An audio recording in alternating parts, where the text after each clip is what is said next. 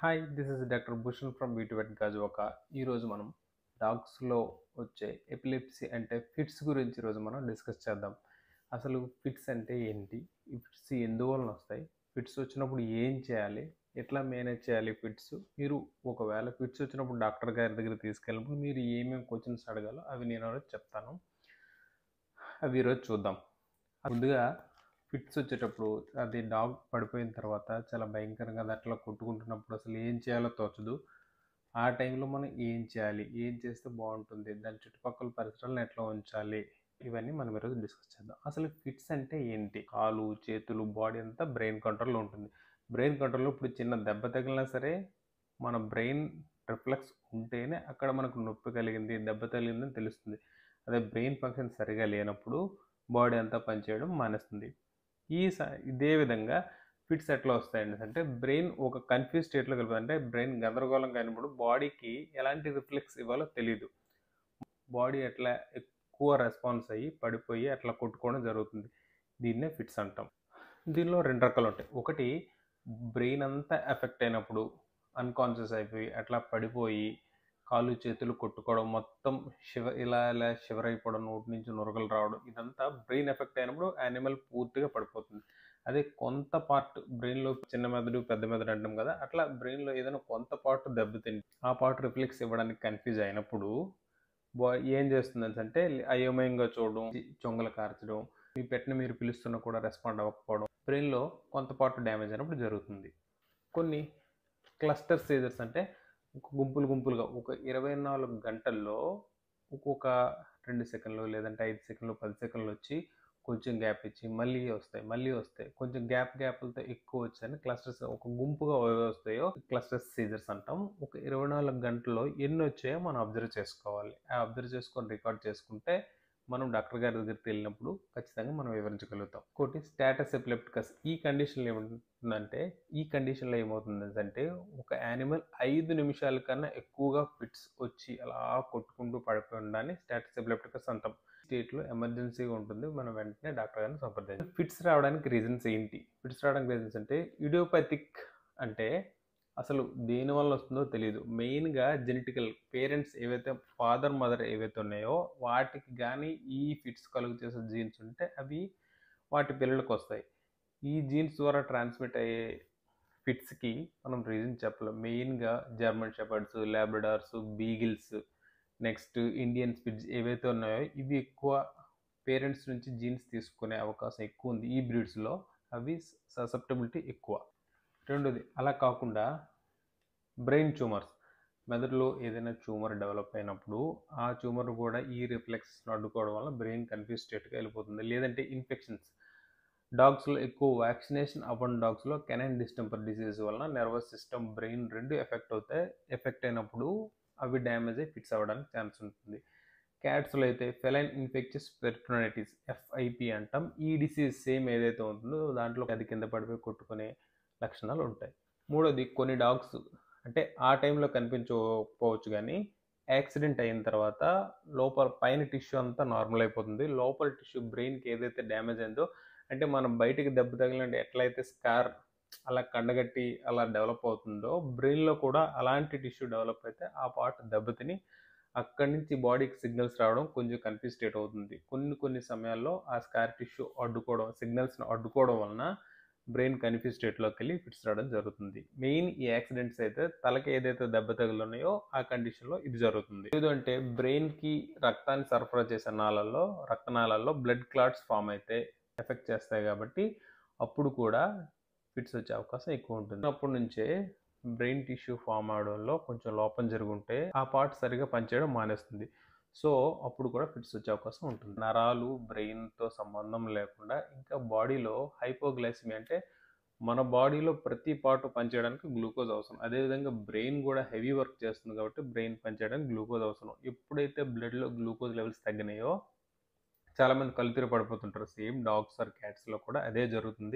బ్రెయిన్కి ఎప్పుడైతే glucose levels పడిపోయో కింద పడి కొట్టుకోవడం, అట్లా ఫిట్స్ రావడం, లేదంటే కోమాలోకి వెళ్ళిపోవడం అట్లా జరుగుతుంది. ఇంకా ఎక్కువ డిహైడ్రేషన్ గురైనప్పుడు బాడీలో ఎలక్ట్రోలైట్స్ లాస్ అవుతుంటాయి. అది చెమట ద్వారా కానీ, డాగ్స్లో అయితే నోటి ద్వారా ఎక్కువ ఆయాస పడుతూ ప్యాంటింగ్ చేస్తూ ఉంటాయి కాబట్టి నోటి ద్వారా కానీ ఎలక్ట్రోలైట్ లాస్ అని కూడా ఇవి బ్రెయిన్ ఫంక్షన్కి అడ్డుకుంటాయి కాబట్టి బ్రెయిన్ ఫంక్షన్ సరిగా జరగదు కాబట్టి అప్పుడు కూడా ఫిట్స్ వచ్చే అవకాశం జరుగుతుంది. మెయిన్ హీట్ స్ట్రోక్లో మనం ఇది అబ్జర్వ్ చేస్తాం. బాడీలో ఎక్కువ బాడీ టెంపరేచర్ రైజ్ అయినప్పుడు బాడీ నుంచి బాగా వాటర్ ఎవాపరేట్ అవుతుంది. డిహైడ్రేషన్ గురైనా ఎలక్ట్రోలైట్ లాస్ అయినా ఇది బ్రెయిన్ మీద ఎఫెక్ట్ చూపిస్తుంది కాబట్టి హీట్ స్ట్రోక్లో కొన్ని డాగ్స్కి ఫిట్స్ వస్తాయి. మన బాడీలో ఫుడ్ ప్రాసెసింగ్లో కానీ ప్రోటీన్ ప్రాసెసింగ్లో కానీ ఏదైనా కొన్ని రకాల టాక్సిన్స్ బాడీలోకి రిలీజ్ అవుతాయి. ఇవి ఫిల్టర్ చేయాలంటే మెయిన్గా 2 ఆర్గాన్స్, ఒకటి లివర్, కిడ్నీ మెయిన్గా వర్క్ అవుతాయి.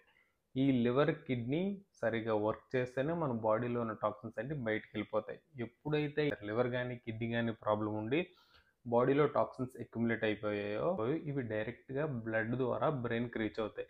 ఈ టాక్సిన్స్ బ్రెయిన్కి రీచ్ అయినప్పుడు అక్కడ బ్రెయిన్ ఫంక్షనింగ్ని ఇవి అడ్డుకొని ఫిట్స్ కాజ్ చేస్తాయి.